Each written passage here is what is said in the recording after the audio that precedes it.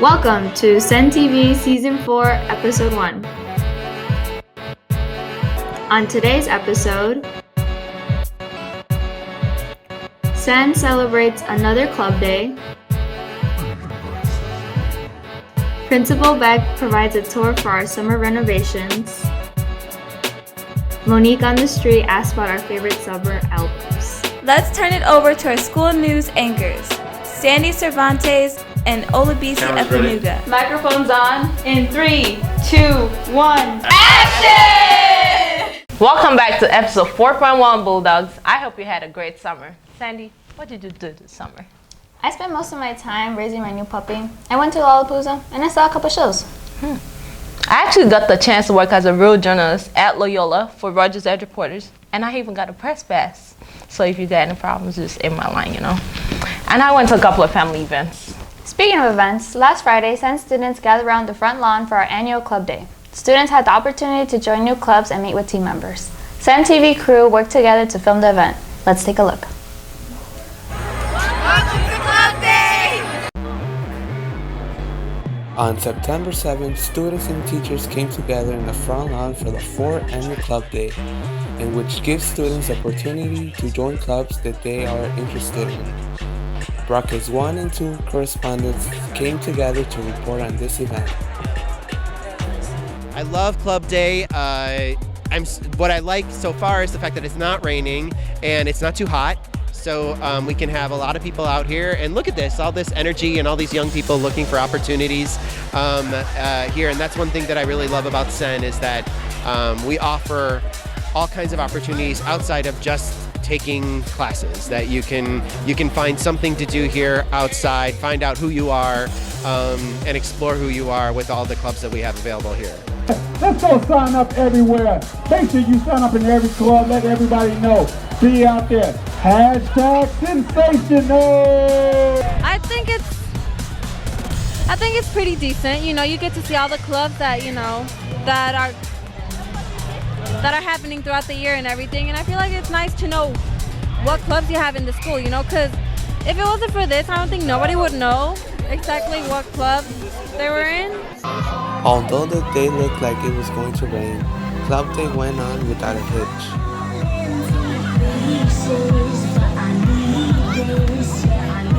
I think Club Day is interesting because this is my first time doing Club Day, because in Nigeria, my country, we don't do Club Day in Nigeria. So I feel I'm so excited, like it's so interesting. So it's different for you? Yeah. Do you join any clubs? Yeah, I did. I joined the basketball girls club, and I joined the debates club.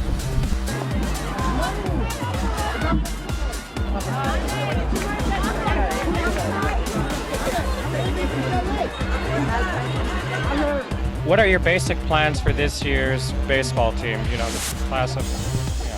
I think we want to continue to grow the program. Last year was a big year, a big developmental year for the program. We've got a lot of returning talent. Continue to grow the young talent so that the varsity team can continue to compete at a high level. I just want to make sure I say everything that he said.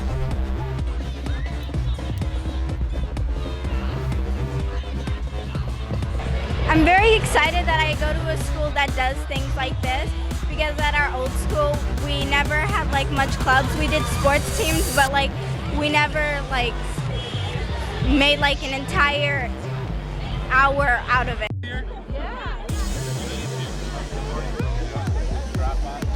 We're excited to introduce the math team again for this year. Last year we were champions in our division C, so we're looking to have a few more people come out. It's an exciting time, learn some math, build your math skills, have some fun. It's an awesome thing to do because we can see all the clubs and we can join them and see what other people are joining in as well.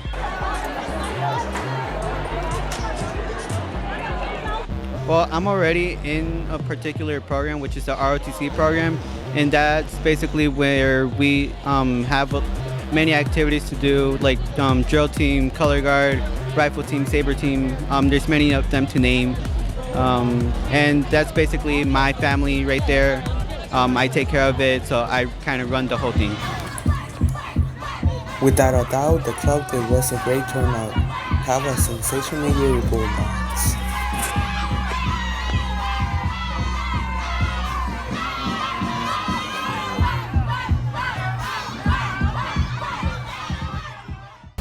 Over the summer, Senn was able to make some new renovations to the school building due to a recent grant from Mayor Rahm Emanuel.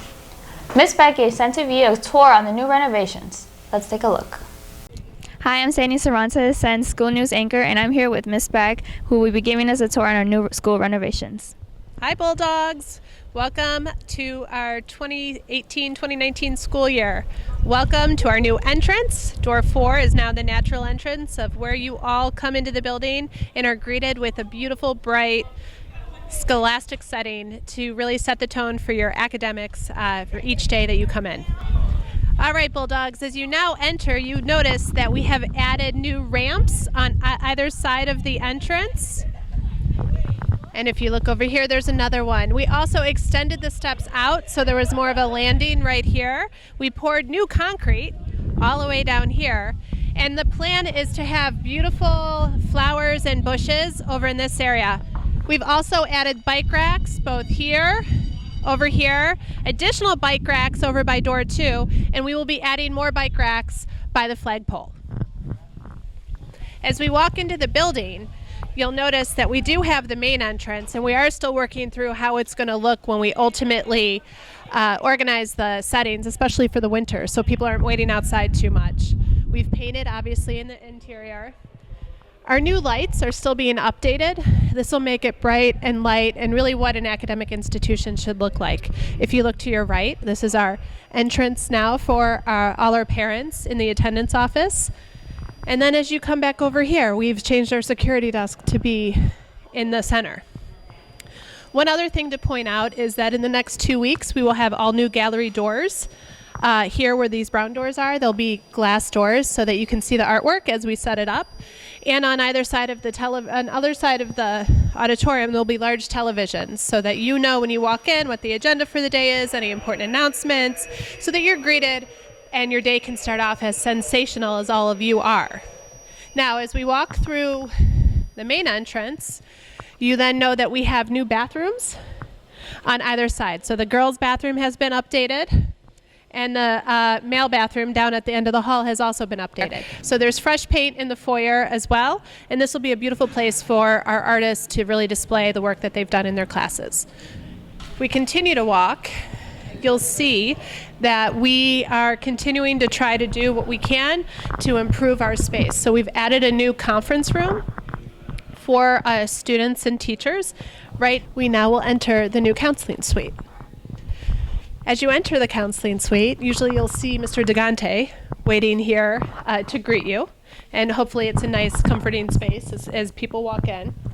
And then ultimately, as we enter through here, you'll see the different counseling offices that we have.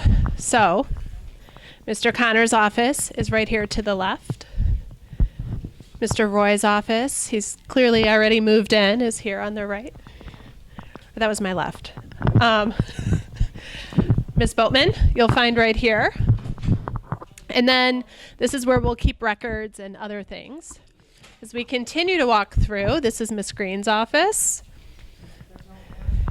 Ms. Farrell's office, and then a big addition this year is our commitment to making sure every student at Senn has a plan. We've added Mr. Wolf as our post-secondary coach.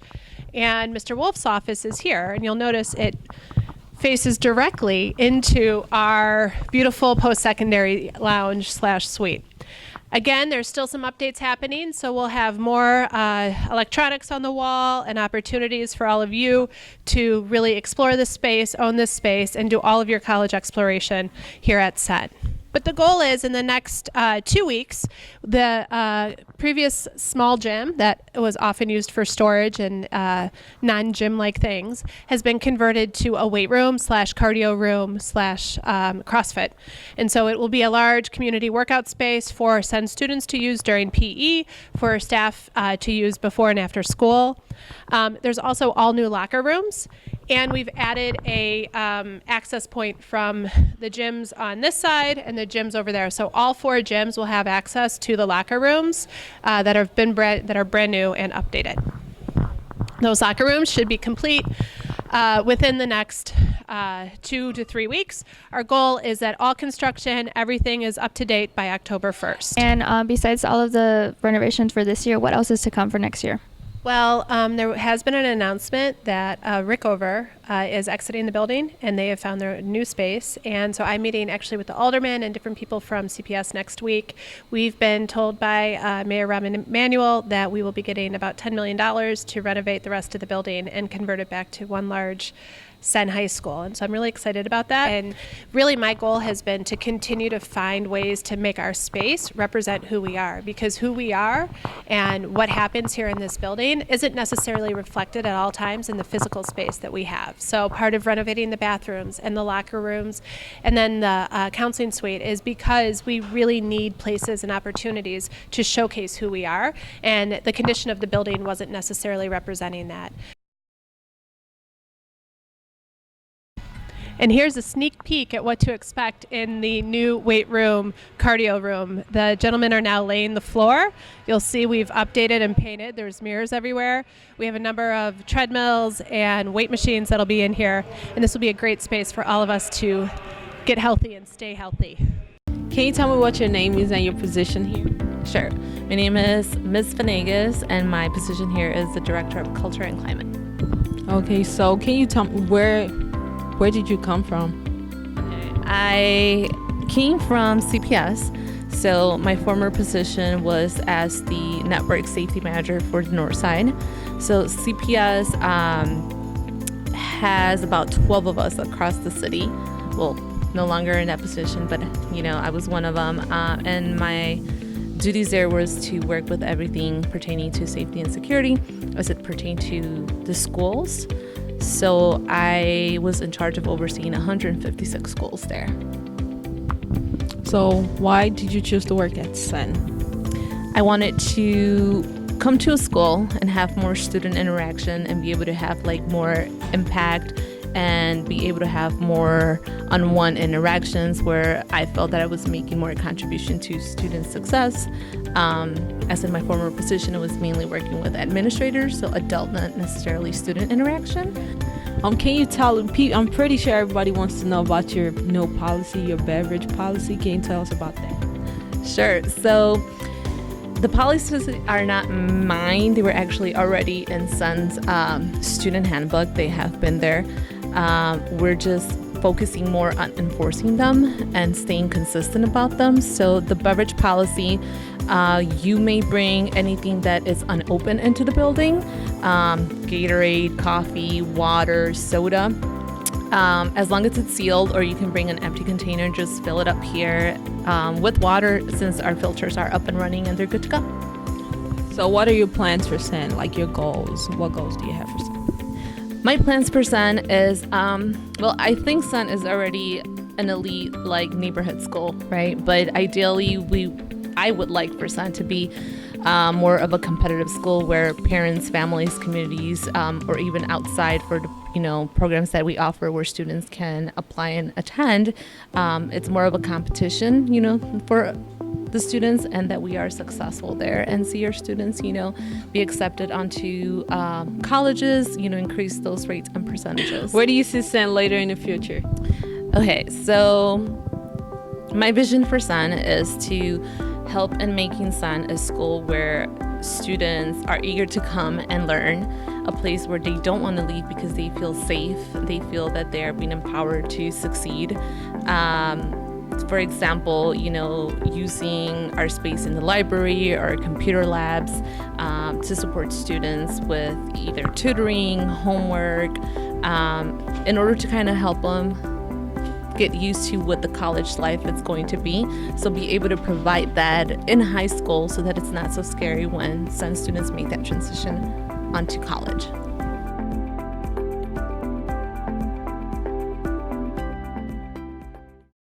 Let's turn it over to our current events anchors, Dabla Sher and Insha Yusuf. Ladies, what's going on in the news? You probably never heard of Keya Brohi. Keya Brohi is a female activist that grew up in Balochistan region of Pakistan. She was also the first girl to go to school in her village, where young women are forced to marry at a young age. Brohi spoke out against honor killings after experiencing the death of her cousin and friends for marrying out of love rather than following the arranged marriage. Some men commit these honor killings because they fear the woman have dishonored the family. I was quite moved by this story because she was a hero to help change women's attitudes toward their household and husband by providing them an education, jobs, and other opportunities for women. This helps them gain confidence. We went around Senn to ask reactions on this story.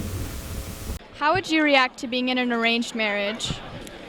I would tell my parents and the other family that it's not their right to decide who I get to marry, and it's my life, it's my decision.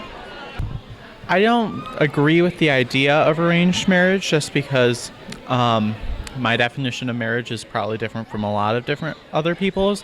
So I don't think I would be happy in a set marriage between, say, me and a woman. I don't think I would like that type of marriage. So arranged marriage could be a good thing because they don't know about you, but it could be also a bad thing because you want to spend the time with the person you love, and arranged marriage doesn't give you that opportunity. I think that love is love and it should not be arranged because you should love who you love and marry who you love, not have that decided by a parent or a person. I would probably be horrified if I was part of an arranged marriage because I don't know any gay or lesbian arranged marriages. And they'd probably hook me up with a dude. Not really my preference, right? So I think people should be free to choose, right? Should have their own choices. Just because this has happened in Pakistan doesn't mean this is the way of country. From where I'm from, women are encouraged to get education and they are not forced to get married at a young age. Most importantly, parents do not have the right to take lives of their kids. Honor killings are not part of Islam. I live in Pakistan for my first 10 years, but I never heard that father would kill his daughter. Because my family believes their daughter are gifts from the God and also believes daughters should get higher education before they get married. For example, my parents encouraged me to get education instead of focusing on marriage. Let me tell you one thing. There are some bad people in every religion, but that doesn't mean the religion is to blame. That's all the time for current event for today. We look forward to seeing you next episode. Let's send it over to Monique Addison for Monique on the Street.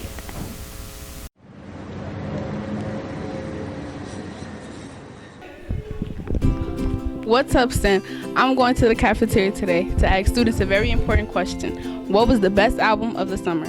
What will your response be? So what do you think the best album of the summer was? NBA Youngboy. Why? Because his songs represents people's feelings.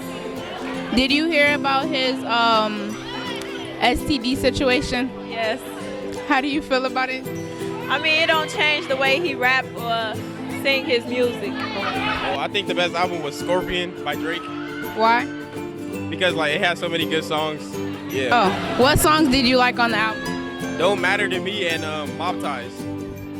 Why those specific songs?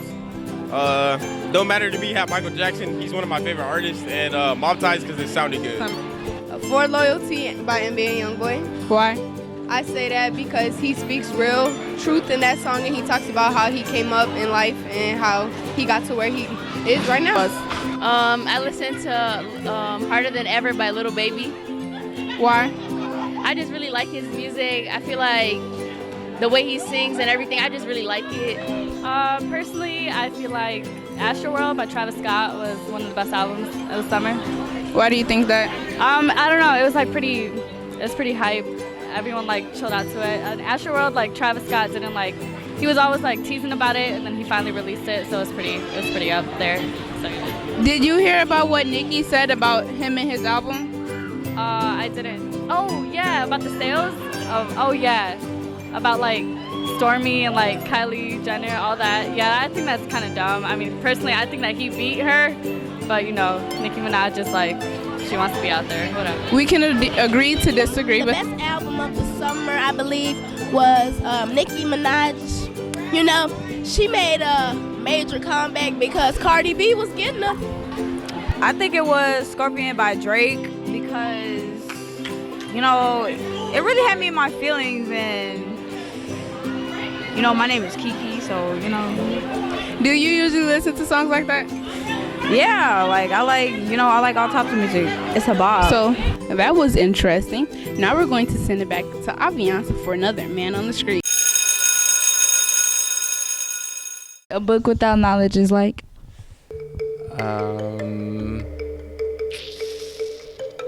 A word without meaning. Like?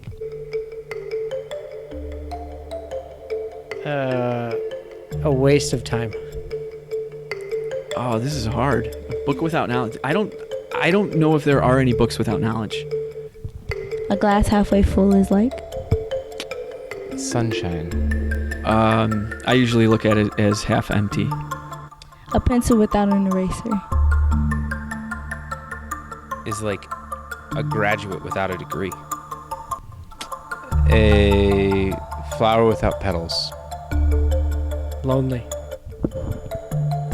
Tennis ball without a racket, or baseball without a mitt.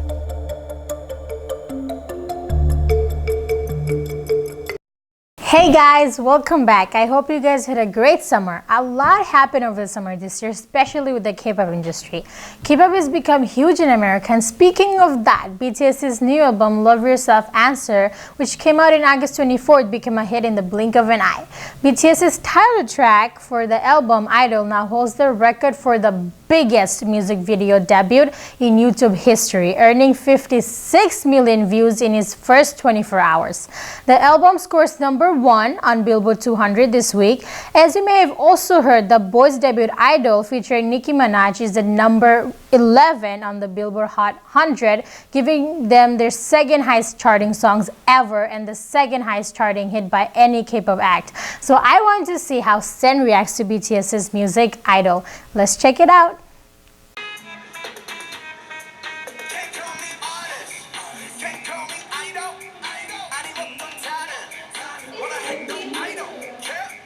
These outfits are really cool.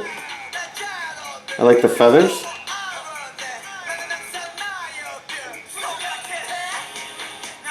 I like the giraffes. This is like really trippy.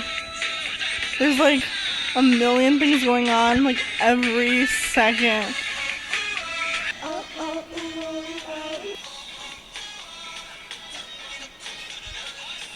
This is like fun though, like I would love to be part of this. I hear these Korean pop groups, all the different people in it have different personalities, so I kind of see that coming out.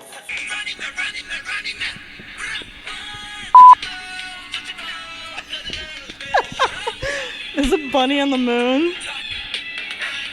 What do you think of the song? Well, since I am an ARMY, I am proud that BTS came out with this song. Where do I start? Okay, there was like every second there was like something different. It was very vibrant and full of colors, which was like really cool, and like it's very like it grabs your attention, it grabs your eye. So I think that they used like, you know, good variety of that, and like everything was different. So like a new thing kept coming like every second, and it was just like totally insane. Like it just blew my mind. Like I didn't know what they were gonna do next, which I think is like really important when you're like making art. I mean, it's good to have like symmetry, it's good to have things that are the same too, but I think it's also good to like, you know, want to wow your audience and like find something new, like find something different, which I think is exactly what they did. And that was really crazy. Like just watching it, like I felt like I was in like some like weird dream or something. I mean, it was crazy. I loved every minute of it, except for the sharks. Like I hate sharks.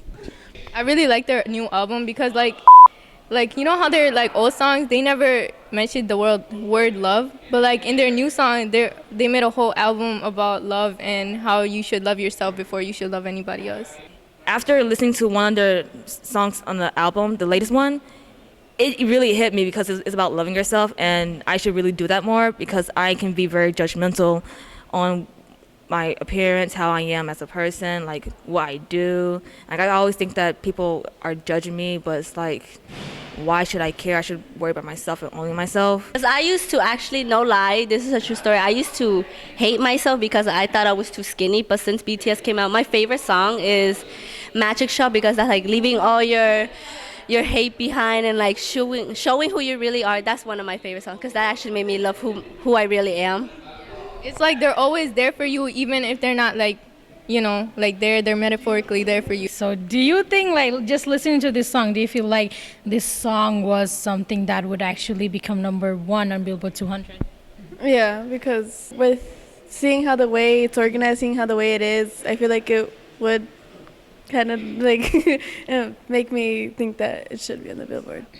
I was expecting this to happen, honestly. I'm not gonna lie, because everyone now is recognizing K-pop more. I would not have guessed that this was as popular as it was. I guess Nicki Minaj being a part of it would have convinced me a little bit, but I was very surprised to hear that they reached #1, that the video is as popular as it is. I know K-pop is incredibly popular right now, much more so than before in the United States, but I was still really surprised to hear that it was #1.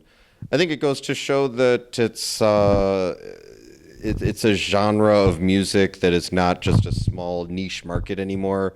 It's actually widely popular and accepted in our mainstream culture, and I think that's cool. I hear sometimes students learning some Korean phrases and learning about the culture and the food and stuff, and I think that's really cool that music has kind of bridged that gap and made people interested in the culture as a whole.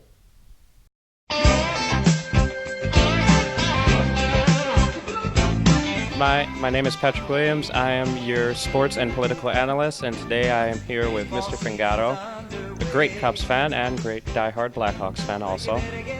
Today, me and him will be discussing the highlights of yesterday's games and the keys to the Cubs' success for this season and to the playoffs. Mr. Fringado, what did you think about yesterday's game against the Western Nationals based on the pitch? It was a great game, really great result. It's always nice to get a win against a good team, even though Washington has not played to their potential this year. It's always nice to get a good win. I think the team has really come a long way this year. In many ways, the Cubs sort of know they're going to be in the playoffs, and as a result, I don't think the games mean as much to the Cubs until it's like September. Unfortunately, I wish that every game meant as much as it does in September, but I feel like the Cubs are playing with more urgency, more focus, they're more motivated, and just more excited. You can see it. They're having fun again. The base running has been phenomenal, with Javi Baez leading the way. The Daniel Murphy pickup has been great for the Cubs to learn from his approach, the hitting, and the pitching has come around as well. So I think the Cubs are in a really good place right now. We're not going to win every game, but we're winning, about 60 or 70% of the games recently, and they're looking great. Do you think the arrival of Cole Hamels has sort of an influence on the way Cubs pitching is nowadays? Yes. I really believe Cole Hamels is a professional. He's a very professional pitcher. He brings a great approach. He also brings really great clubhouse presence as a leader. He has the experience of pitching in the playoffs, and I think it's been a really great addition. Magic number 18, Cubs could clinch basically after the White Sox series, which would be in Cincinnati. You think the Cubs will be able to do that? Yes, I do. I think the Cubs are going to be able to clinch, but what I want to see is continued focus. So after the playoff situation becomes clear, I want them to continue playing good baseball and get ready for the playoffs, and not let up. Lester basically gets a throwback of what happened at Wrigley to him. So do you think Lester will have a bounce back and be able to control his fastball and breaking ball pitches? Yes, I do. John Lester loves to pitch in the playoffs. That's his thing. I mean, his whole career. His stats are a lot better in the playoffs, and you can see he's sharp. His fastball looks good. His curveball looks good. He's a bulldog. I mean, he's our #1 guy, and I want John Lester on the mound as my #1 pitcher in the playoffs. All right. Thank you, Mr. Fringado. Good luck to the Cubs tonight. Hopefully they get the W. Thank you, Patrick. Going in the 7th, and then deep for that.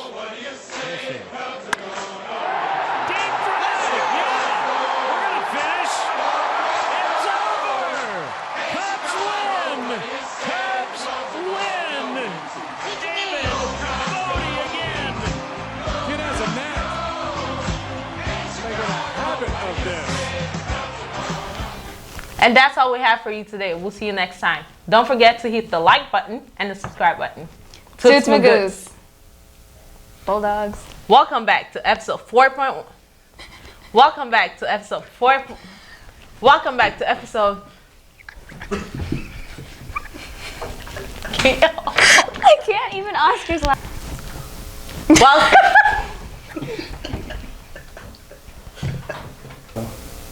Welcome back to episode 4.1 Bulldogs. I hope you had a great summer. Sandy, what'd you do this summer? Well, I spent most of my time raising my new puppy, Ilo. I went to Lollapalooza and I saw a couple shows. Cool. I was actually working as a real journalist at Loyola this summer for Rogers. And I was supposed to. Okay, I was actually working as a real journalist for Loyola at Rogers and Rogers this summer, and I got a press pass too. So if you need me to cover anything, so just in my line. Welcome back to episode 4.1 Bulldogs. I hope you had a great summer. Summer, what? She just called me Summer. Sorry.